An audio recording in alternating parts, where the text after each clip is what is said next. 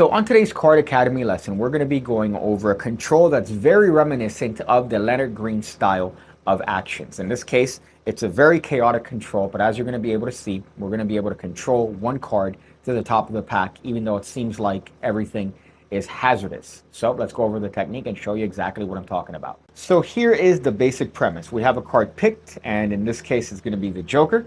That card is lost somewhere in the middle of the pack. As you're going to be able to see, the cards are just mixed sporadically, and of course in that action we've controlled their card to the top of the pack.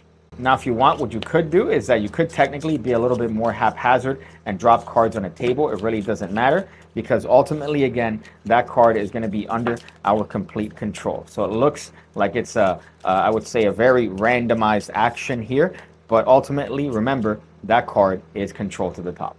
And the premise is very simple. All we're going to do is essentially a spread call underneath the haphazard condition of the cards. So we have the Joker.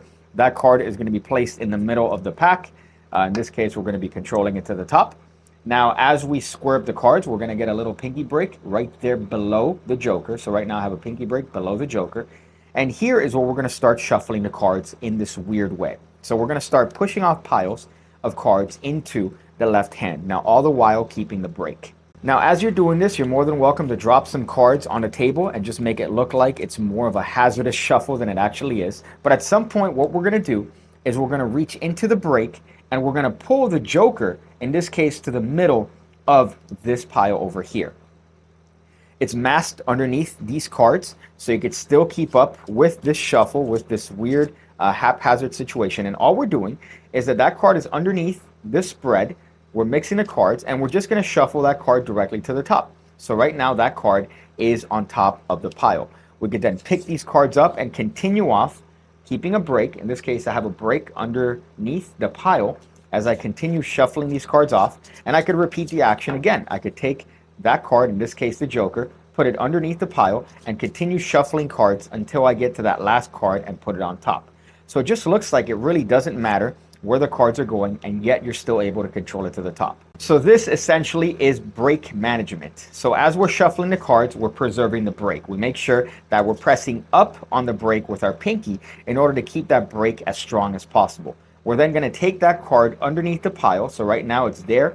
As I continue pushing off piles of cards, I could drop them to the table as long as I continue running off cards, in this case singly, until the very last one.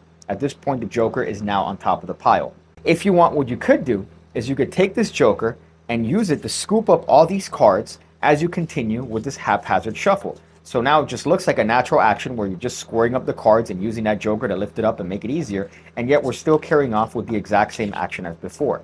If you want, even if you drop one card singly, you could drop that on top and know that the Joker, or the card that you want to control, is second from the top of the deck. You could just take care of that with a slip cut, and now the card is directly on top if you need it be there. Another deceptive act here is to add a certain amount of cards on top. So in this case, one more time, we have the Joker. We're going to spread these cards and just mix them up as haphazardly as possible. We could drop some cards on the table. We could shuffle the cards. Again, we're mixing cards in every single which way here. We could scoop these up. And then in this case, I could add a known number of cards to their cards. So right now, I see on the table we have 6 cards. I could very easily take this pile of 3, put it on top, take these cards, put it in the middle, and now it just looks like it doesn't matter where the cards go. But I know that their card is 4th from the top of the deck. So in this case, if we count down, their card is going to be 4th from the top of the deck. Perfect position for a spread call. So now we could even have another participant touch a card, and they're going to touch that card because of our sneaky little spread call. Ignore this Joker, that's a different one. So really, there's a lot of use in this beyond just as a simple card control. We could use it to displace this card wherever we need. And again, all under the premise of just shuffling the deck sporadically. So in this case, we're shuffling the cards in this haphazard way. It doesn't matter where the cards are going. In this case, we have complete control over that card, even though it doesn't seem like it. We have complete control over that card, and we've managed to place it, in this case, 4th from the top of the deck. Again, the idea here is controlled chaos, where it just looks like everything is in a mess, but really everything is underneath our control at all times. So right now, at no point have I lost control over that card. That card is there underneath my break until I need it to be elsewhere. In this case, right now, it's on top of the deck. So it's just a matter of doing what is essentially an overhand shuffle. However, we're doing it in this position where it just looks like the cards are in absolute disarray. Now, the key to this, believe it or not, is moderation. Make sure that you're in control the entire time. If you overdo it, you tend to, well, lose control of the card. You want to make sure that you're feeling the card with your fingertips at all times. Whether it's underneath the break or underneath the pile of cards that you have in your right hand, you want to make sure that you have some form of contact with that card the entire time. If you're going to drop cards on a table and you shuffle that card to the top, make sure that when you're shuffling the cards from the table to the top of the pack, that you reestablish that break so that you could essentially repeat the control until you get the card to your desired location. Another important bit when it comes to this style of control is don't make it look like it's done on purpose. If you're dropping cards sporadically, unless that's your character and you're trying to overdo it for the sake of your character and character arc, if you want to call it, throughout your routine, don't overdo it.